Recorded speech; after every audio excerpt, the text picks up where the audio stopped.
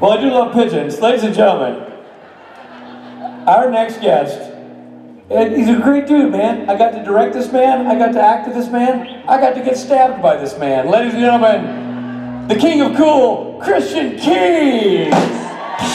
Mr. Christian, all your time has come, and you know you're the only one to say so sad.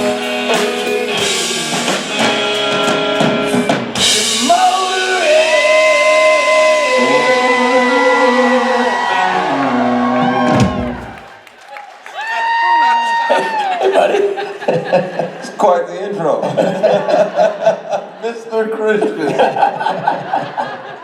I thought you might like that. I like it. Perfect, perfect. I was giving, Christian is, honestly, Christian is here doing his panel because he has to. He really doesn't care that much. What he cares about is karaoke. All he cares about is karaoke. It's all he's been talking about. And he was like, man, you're the one who helped me, break through the wall and get up on stage. And I was like, I said, I had foot marks from where you stampeded over me to get to the stage. I remember at some point I had to pull, the first time I did karaoke, I went over to him and I said, you're not supposed to do all the songs. We're supposed to rotate people in here. And he's already, and I'm not even going to say what, but I know you already have a couple in the hopper that you know you're going to do, all right? Oh, yes. Yeah. Well, you're in for a treat because the man can sing. Ladies and gentlemen, Christian Keys. How are all of you beautiful people doing today? That's quite the intro. I felt, man, I'm exhausted. I didn't even do anything yet. So what are we talking about today? What do y'all want to talk about? Since we have a quality 45 minutes. I want to talk about whatever y'all want to talk about. Are we jumping straight into Q&A? Anyone? Bueller? Bueller? We're ready. Yes or yes? Oh, hi. Oh, there we go. How are you? Hi, I just want to see how your experience has been so far in the family. It's been amazing, actually. I've always known the importance of the fans and the viewers and the people who are largely, in part, responsible for us having a job. But I never knew how much shows mean to people until I started coming to these conventions. I never knew. I'm crazy about a bunch of shows, like 5, 6, 8, 10 shows. What show? 15. I'll get you that next. You're over here somewhere. But no, it just helped me. It's a great reminder and it keeps you grounded. But it's a wonderful reminder of the fact that I was just talking in the meet and greet about it. If you're gonna give us 60 minutes of your week, we owe you a good show, and it's a great reminder of what's really important. The viewers, the content, the vision. So yeah, I love it. I love being a part of the Supernatural family. Awesome, thank you. You're welcome. Thank you. Which shows? Real quick, hold on. Man, a couple of them ended. Now, Breaking Bad, I was addicted. Sons of Anarchy, I was addicted. What else? Well, Sopranos ended a long time ago, but Sopranos was amazing. You know what? I got into that late. Somebody said Game of Thrones. I got into that late, so I got to go back and watch the first 6 seasons. But I'm gonna finish it. I'm committed to excellence. I'm gonna go back and I'm gonna watch every doggone episode. But because that's a hell of a show. So is What else? Some of the legal dramas I'm addicted to. Law and Order. I'll be late for stuff because a good episode of Law and Order might be on, and I'll be like, man, just tell them I'm gonna be there in 10 minutes. But yeah, I like intelligent television that I want to be entertained, but I also want to learn a little bit. So yeah, I love good TV, and I love Supernatural. So yes, please.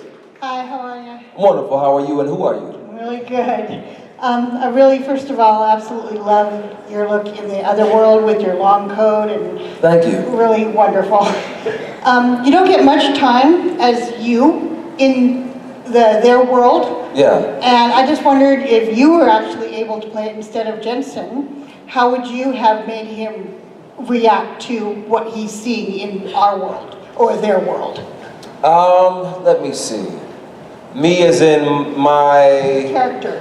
vessel? Yeah. The vessel, not Michael? Yeah. You know what? That's interesting because they never really established who the vessel was. And I always thought, you know, like, whoever Michael took over, I was hoping he'd be like the exact opposite, like a really uptight computer software programmer. You know, I left my pocket protector. I set it down, and I was hoping that he would be like somebody completely different, because that would be more fun, and you get to stretch a little bit more. You mean different than the badass? Yeah, listen, Michael is easily 1 or 2 on my list of favorite characters to play ever in 19 years of acting. So I love playing Michael. He's a rock star and a badass. But yeah, I don't know who the other guy is, and they didn't technically kill him, and we do still have season 15. Message. Hashtag message. So we'll see. Maybe we'll get off into that. You know, who knows? If they ring my phone, I'm gonna pick it up. I'll just say that. Well, thank you and welcome to the family. Thank you for having me. Other side. I knew that. I didn't know that. I did not know that at all. So I want to ask about a different CW show you're on this season that I am also obsessed with. That is Okay. also very weird that I encourage everyone to watch. Legends of Tomorrow. Yeah. Yeah, going on. That's just, yeah. All hail Bebo. So can you talk about being on that show and maybe give us some hints about, because now you're the big bad for the rest of the season. What are we going to see from Neron, and what was it like working with Matt Ryan in that role? Because I loved that whole storyline.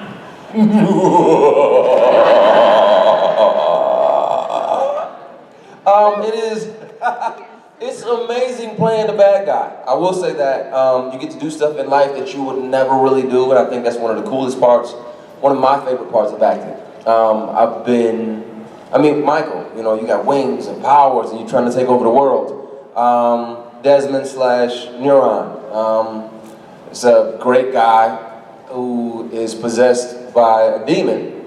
And now Neuron is not a nice person. So, you know, without ruining anything, immediately as soon as Legends comes back, it's a cast member too that might not still be living. So, yeah, that's all I'm saying. Message. I said might not. I didn't say definitely. They're back from hiatus next Monday, so everyone can catch up before then. Yeah, but it's such a fun show. It's a fun show. It's got a lot of wit and sarcasm, which I like, some levity. But yeah, I enjoy it somehow. Now I'm gonna be the villain a lot. And this is no different. It's amazing working with the cast over there. They're really cool as well. And I'm excited to see, because we shot so much stuff, but we shot it so long ago. Some of it I don't even remember. Like, I remember it was dope, but they had like a 3-month hiatus or something.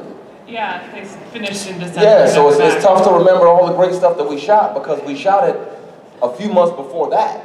So, you know, like we shot the episodes maybe 6 or 8 months ago. So I'm excited to see the episodes so I can see what we shot and relive a lot of it and laugh and cringe when I'm the bad guy. So yeah. Well, I really enjoyed the SFX on your face. That hive-looking thing is very scary. I liked it. It was cool. It was very scary. Thank you. Hello. See, I knew it. I told you I knew it.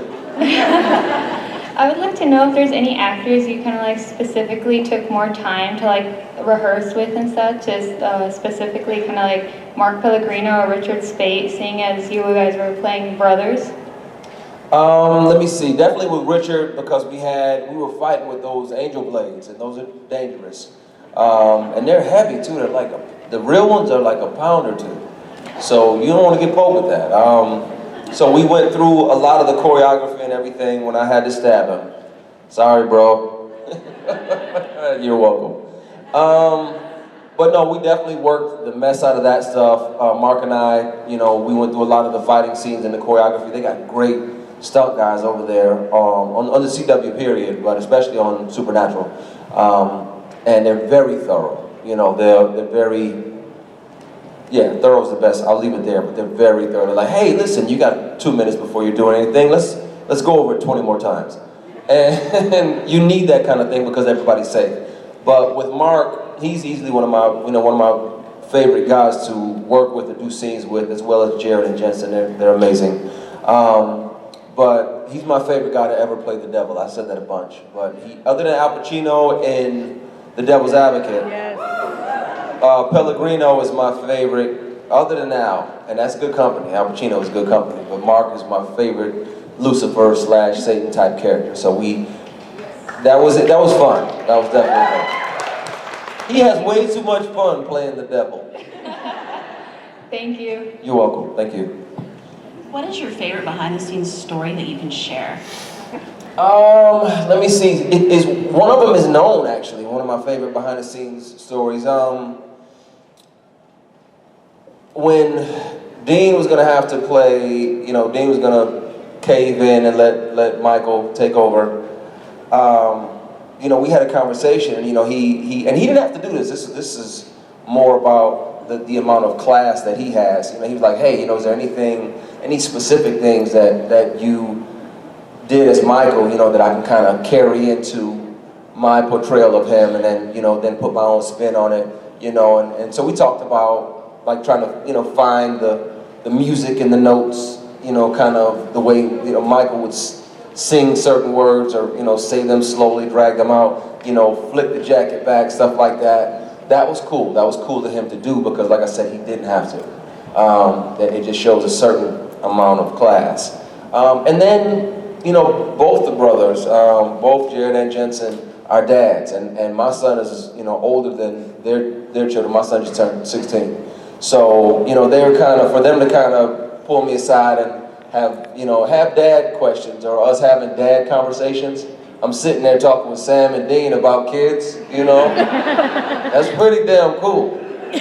So, yeah, just my whole experience up there, after 13, 14, 15 years, it's a machine, but it's also a big family-oriented machine, and it just runs smoothly, and it just flows, and it's just, if you hop in, you do your job, you do a good job, and then you hop back out, and then you wait till they call you back.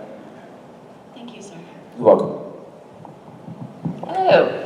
Hi. So I saw you had books for sale that you had written. Mm-hmm. Could you tell some of us what they're about? We may be more apt to buy them. Yes, let me see. There's 2, and then I'm finishing my 3rd now. The ones that are here are Ladies' Night and Dr. Feelgood. They're basically romantic comedies. They sound a little saucy. Somebody over here is naughty. I heard somebody said. But they're basically what you hope in a good, I don't want to say chick flick because that's kind of, but in a good romantic comedy. Some drama, some obstacles, some likable characters, some intelligence in the writing, some people to love and some people to love to hate. Some hope, some actual genuine love, not the overly cheesy wind blowing in my hair, I'm on a horse, kind of stuff. But the real everyday, I just worked 12 hours, I want to come home to my woman. And love on her, real love kind of stuff. It's a little bit of, where'd she go? It's a little naughty in there. It's a little bit, it's like, 4 or 5% tasteful naughtiness. You need it. We wouldn't be here if it wasn't for tasteful naughtiness. I wouldn't have been born. You need some tasteful naughtiness. Hashtag tasteful naughtiness. So, but it's not like you won't feel like you need a shower after you read my books. Like you won't, wait, she said, dang it, I want a refund. No, in a bad way. Like you won't feel filthy and ashamed. If you're a little exhilarated, then I did my job. You're welcome. Figured that might be your answer, so I was trying to help you sell some more. Oh, thank you, I appreciate that. Make sure, let me know where to send your commission check. I Hi, kind of following off the person who was in front of me, have you been able to keep up with the show, and did Jensen take your advice to heart? Did he nail your character? He did a magnificent job of his version of it. But yeah, he incorporated, he flipped the coat back a couple. He flipped it back a couple times. I was checking, but it was never a question of whether or not he actually even needed my input. I just thought that was super classy for him to do in the first place. But yeah, absolutely, I've been seeing what's going on, because I was checking to see, I was like, okay, they keep talking about Michael. So, but yeah, I'm keeping up, and I'm definitely going, I'm going to pay extra attention to season 15, writers and producers. So, yeah, I love the show now. I'm hooked on it now, so I'm doomed. Well, welcome to the rest of us. Yeah, exactly. It's a wrap. We're doomed. So, Thank you. thank you. I'm going to go sit outside Jared and Jensen's house after the show ends. And just going to sit there and wave at him every day. Hey, guys. Hey, fellas. Hi. Earlier I had you sign a certain card against humanity card. And Yes.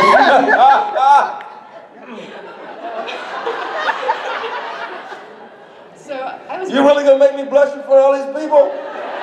Security? I remember. I'm sorry. Go ahead. I was wondering if you think that actually does apply to Michael, or if you think like Lucifer was the greater one, or even like say Gabriel or another angel. We need to know what this is about. You tell them, because they're not gonna get video footage of me saying what was on that card. You said it. No. What's on the card?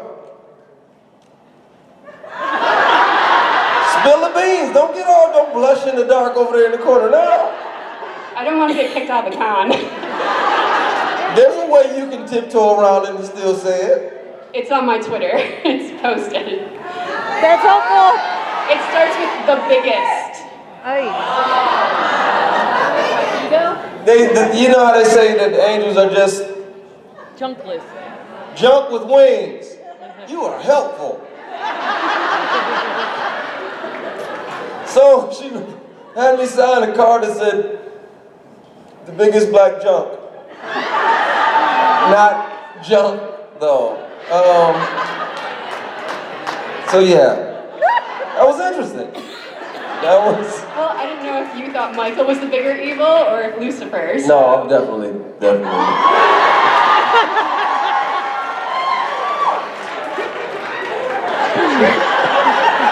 Thank you. Get me in trouble up here. Yes, please. Hi, so my question is, did Michael consider this alternate Gabriel his brother? And if he did he care about killing him, or was like, he deserved it? The second half of that, did Michael consider this alternate Gabriel his brother, and if he did he care that he was killing him, or he was like, yeah, you deserved it? I mean, in my mind, Gabriel was getting in his way. So it was, he's collateral damage. And, Gabriel was good at two shoes at this point, and he was gonna try to kind of, get in the way of what Michael had in mind anyway, so he's gonna have to kill him either at that moment or eventually, so might as well go ahead and get him out the way now. Thank you. Richard's a great guy, though. Richard is a great guy.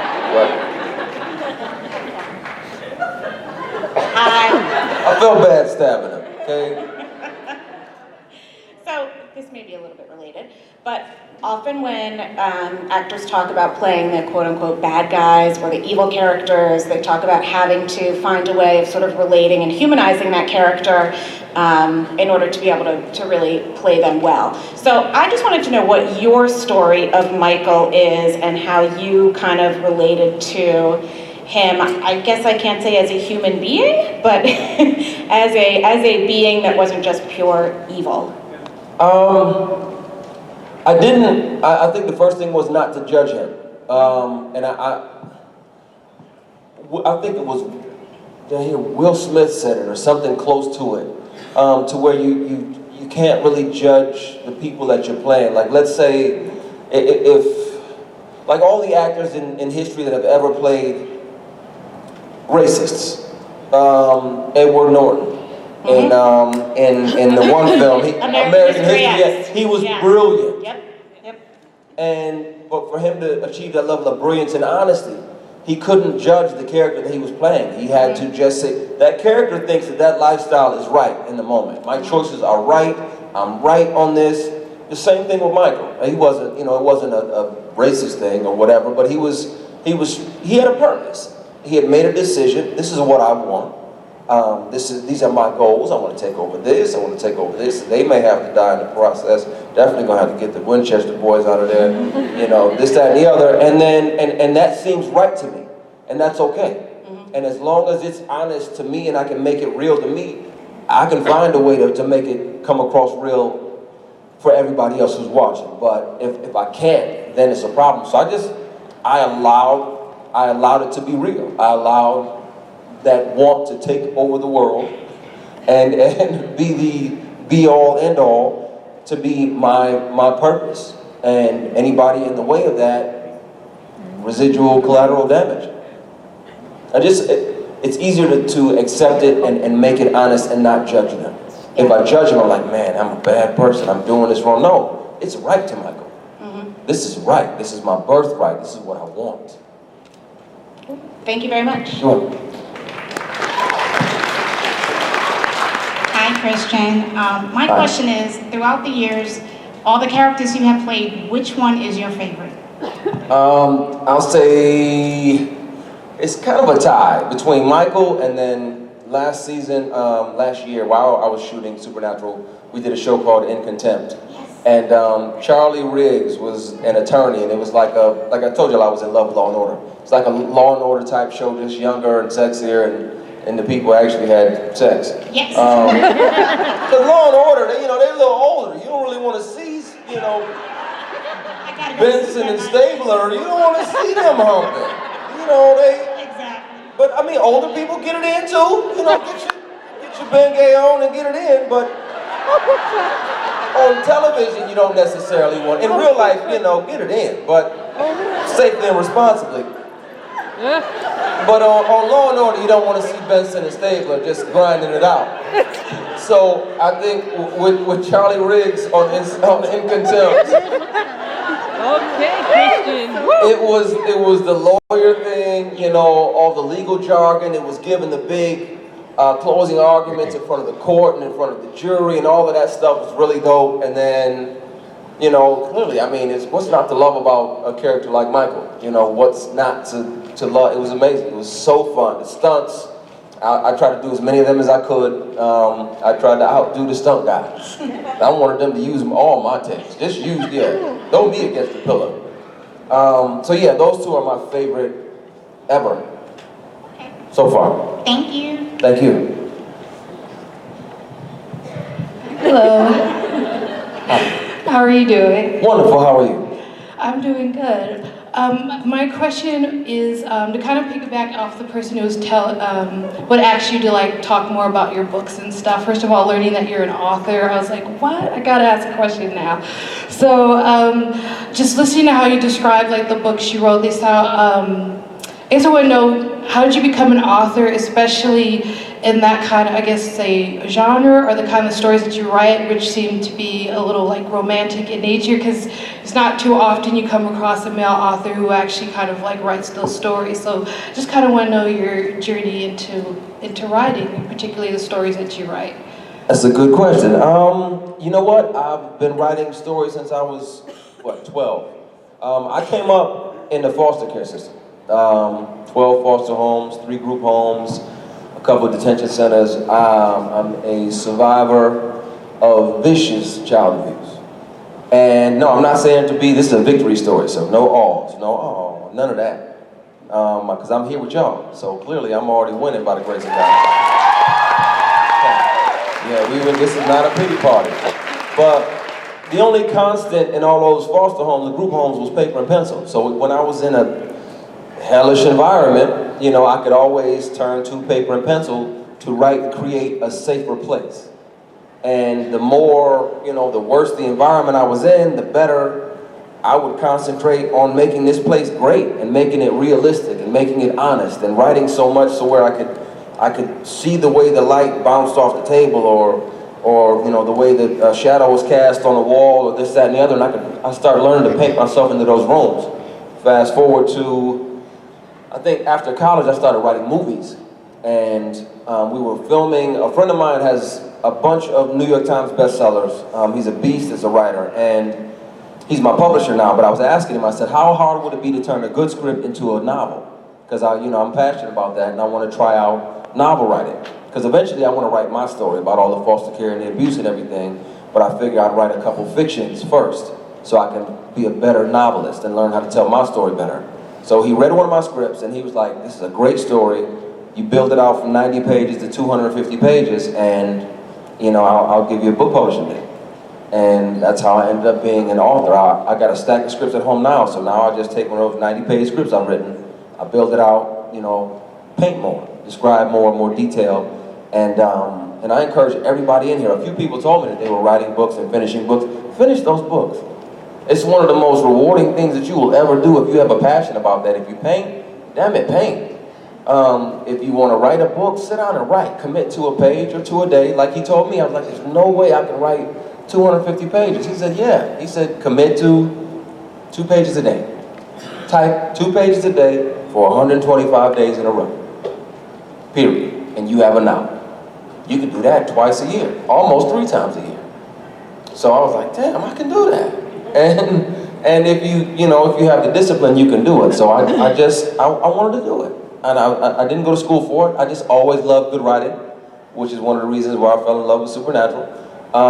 And I wanted to do some of my own good writing. So I figured, why not? And thankfully, by the grace of God, I'm working on novel number 3.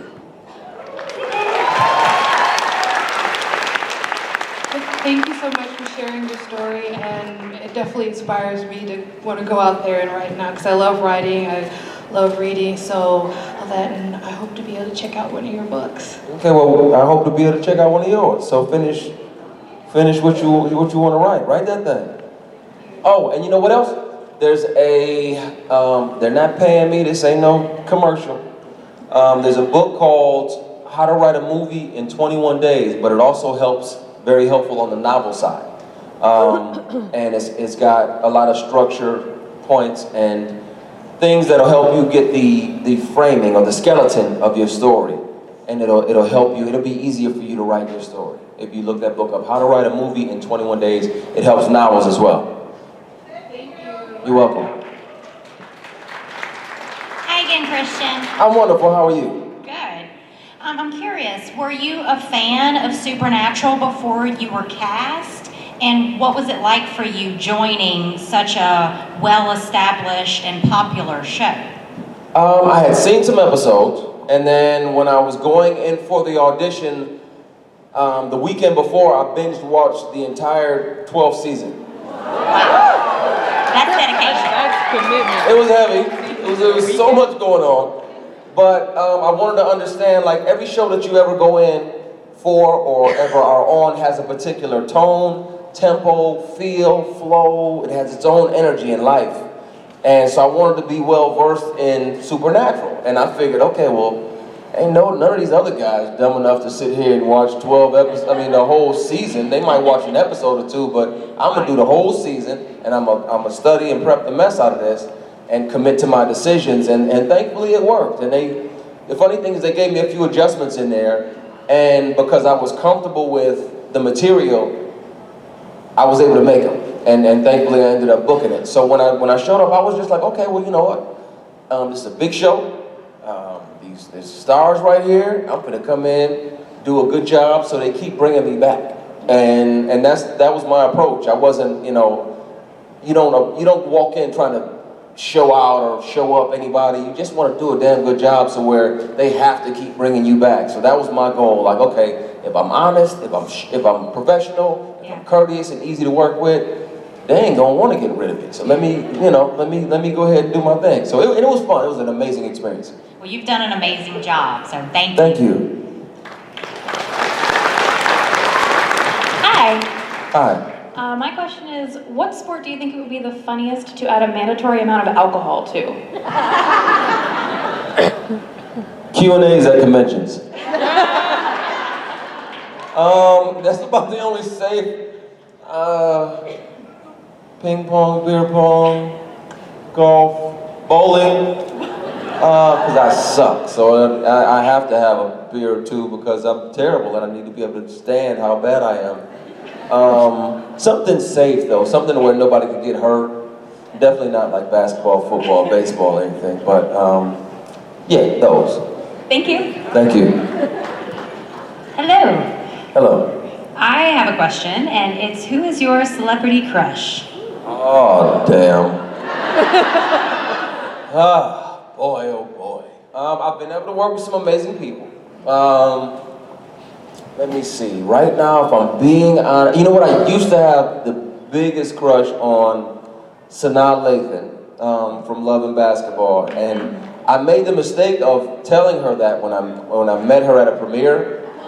And I was like, I said it politely, not in a weird way. I didn't, I wasn't creeper or stalkerish. I was just like, hey, I'm a fan of your work. I used to have a huge crush on you, after Love and Basketball. I used to want to kiss that little scar on your cheek. And she was like, she kind of smirked a little bit, and then her date walked up. I was like, my bad. Now, I don't know. I don't really have a celebrity crush. Beyonce's taken. Kerry Washington. I think Rihanna's amazing. Kerry Washington's taken too. She's off the market. Otherwise, she could be on the list because she's brilliant, and beautiful, and amazing. I don't really have a crush. I just, and I'm single, so I don't. I feel like locking in on somebody you kind of limit your options. I want a wife and small kids, so we'll see. Nice. All right, good. Thanks. Thanks. Hello, now that I know you've watched the show, which angels do you think in the Apocalypse universe Michael had on his side? Which angels? Did Michael have on his side in his universe? I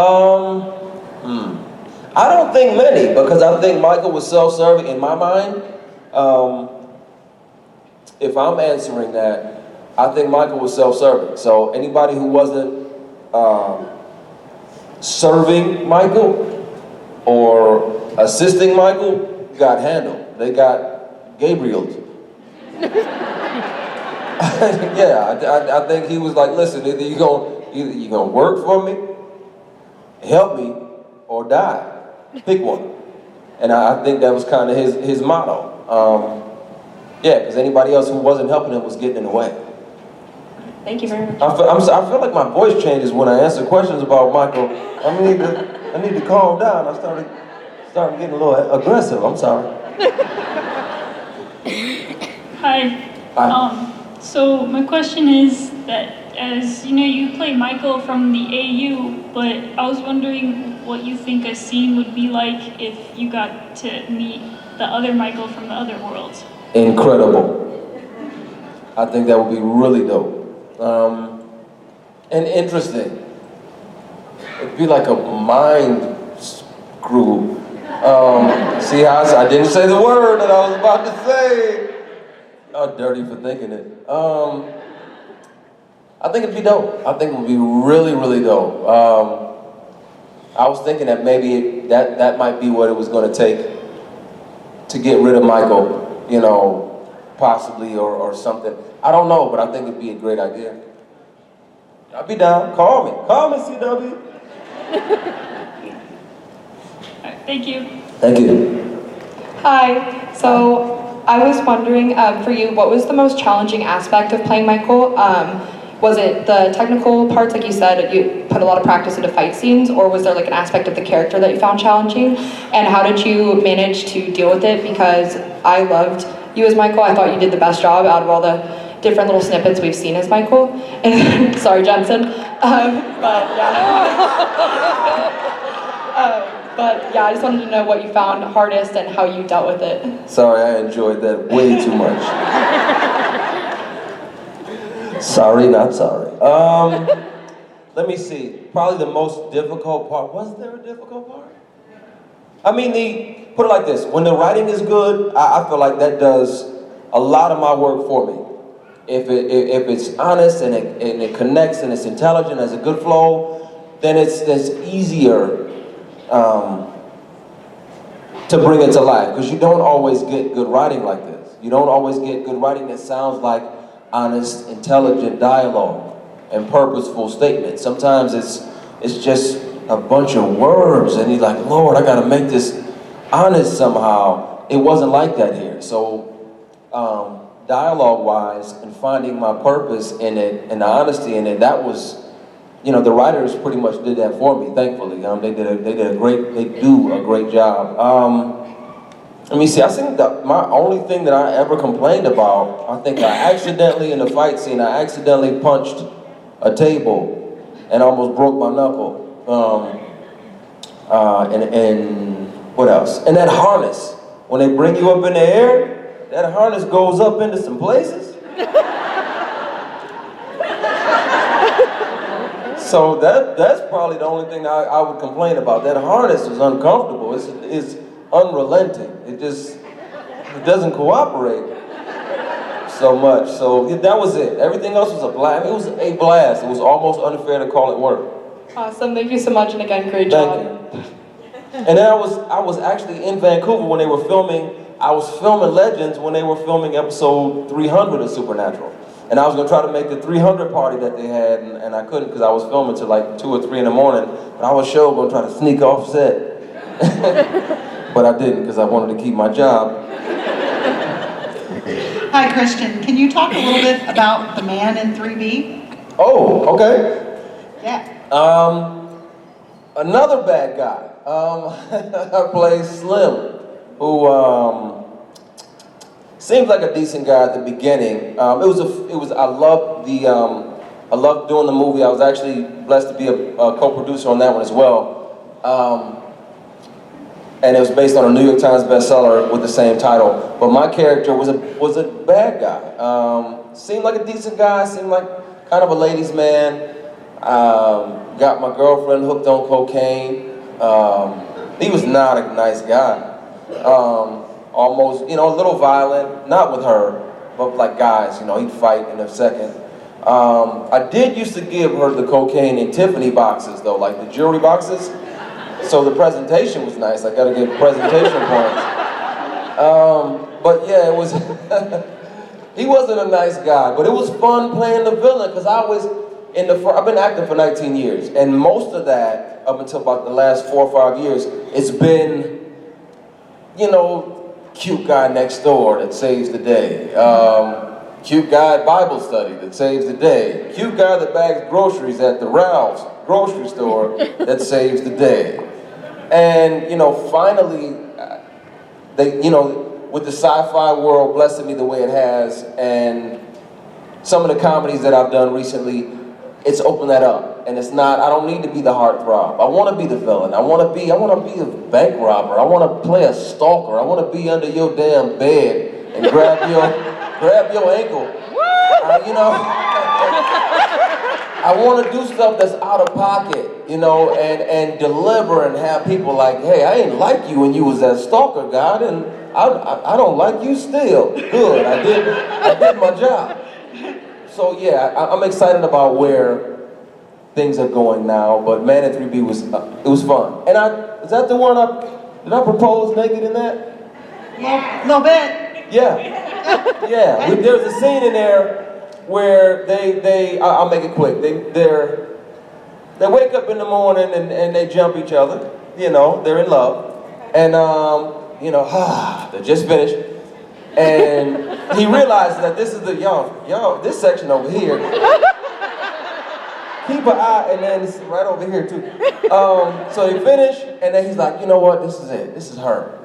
So in the script it said he gets up, puts on his underwear, grabs the ring that he had been intending on proposing with out of his jeans. And I'm like, no, what man, we just finished making love. I'm not gonna put my drawers on and then propose. That doesn't make sense. She just seen all I got to offer. She just took all I have to.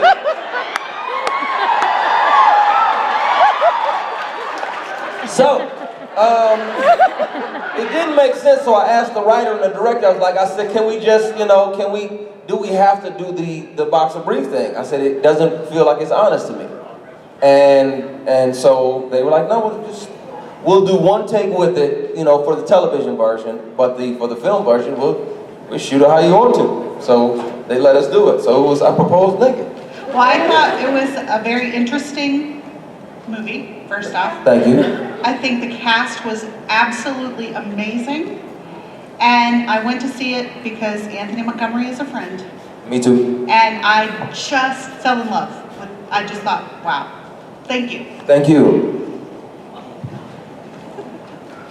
Hi Christian, nice to see you. Hi, nice to see you.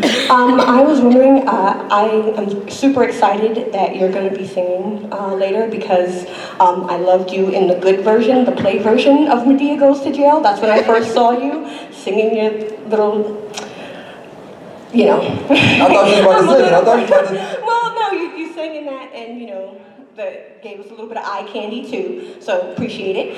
But coming from the circuit where you used to do a lot of live action, like in plays and things like that, but now you've transitioned more into movies and such, I was wondering what differences, what challenges you found between transitioning to the thing where you have to just go and know your lines 100%, like all the time, and get it right night after night, as opposed to if you screw something up, it's like, cut, let's do that over again. With there's a big difference between. That's a good question. There's a big difference between theater and film, or theater, TV, theater and film and television. With theater, everything is so big, and like in a room like this, there might be 3,000 people. You know, it'd be a bigger room, but there might be 3,000 people. So if we're having a conversation. I can't talk to you like this because that half of the room can't see my face. So most of your this is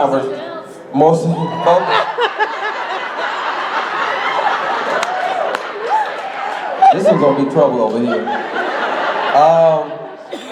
So that half of the room can't see my face. So if we're having a conversation or some kind of interaction, in TV and film it's okay to turn, you know, straight like this. In theater, you kind of have to do like a 3/4 situation, even if we're having a conversation. And then at some point, which may seem unnatural in real life, if we're talking, and let's say you say something that pisses me off, that may send me this way. And in real, and like, what the hell you mean? Because you have to use up all this space. And you have to give the people over here some energy and some life. You know, that's the way theater is. Listen, I've been wanting to talk to you about something and this, that, and the other, but I'm not sure how to say it, and let me figure it out. That's how you have a conversation in theater. You talking to a person over there, but you got to use up so much space with TV and film. It's right here, and you don't have to make it as big and as theatrical. And so during the transition, I had to learn how not to be so big with all of that, with all I hella talk with my arms all the time. I'm a hand talker. Don't get close because I might chop you or something. I'm bad with it, but I had to learn how to dial a lot of that in. And with TV, if you think it and feel it, it'll come across. So it was just kind of unlearning some of the theater stuff and making it honest intellectually, so that way it would just come across in your face and you don't have to create action. The actual moment will create the necessary action. Thank you. I wish you enjoy more. Thank you. You behave. Yes, ma'am. Hey, Christian, how are you? Good, how are you? Wonderful. First, I want to say you're just brilliant, and I love watching everything that you're in. Thank you. I wanted to know how you relate to your characters in your books, Dr. Feelgood especially. How would you relate your real life and to that book? Dr. Feelgood was easy because it's a lot of, his name is Dr. Philip Gooden, Feel Good. But, see, y'all think it's something naughty. It's not even, it's a little humping in there, but it's not, that's like 70% of the story. Well, I know when to get robbed for Christmas. So. But no, Dr. Feelgood was easy because it's therapy-based, and like I said, coming up in the system, to deal with a lot of the stuff that I went through, I had to go through a lot of therapy. That's how you learn how to forgive the other people who messed you over, forgive yourself, stop blaming yourself, stop being a victim. So when writing fictitious characters that have to go through therapeutic situations, it was easy because I knew the jargon and the dialogue, plus I went to college for social work. So that one was easier than Ladies Night. But I just tried to make the stories honest and relatable to everybody, regardless of age or color or whatever. It's just a good story that you can put any ethnicity into. It was a great book. I enjoyed it. Thank you. You're welcome. It's so awesome to have this man back on this stage with this show. It's been too long, and it better not be too long again. And you are not going to miss this man taking over karaoke. It's going to happen tonight. Ladies and gentlemen, Christian Keynes.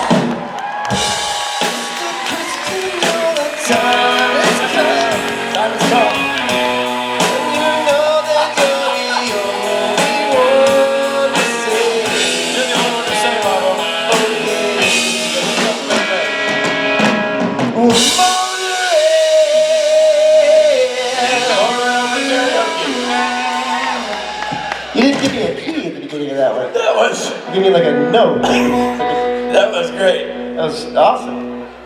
This is the beginning of that. I just want Okay, hold on, hold on a second. This is it right now. Hey, Christian?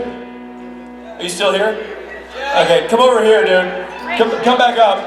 Come up real quick. We screwed up your outro. We screwed up your outro. So come back up. We messed this up. We kind of muffed the song. We don't want to do that. So go back to your station there, and then that last.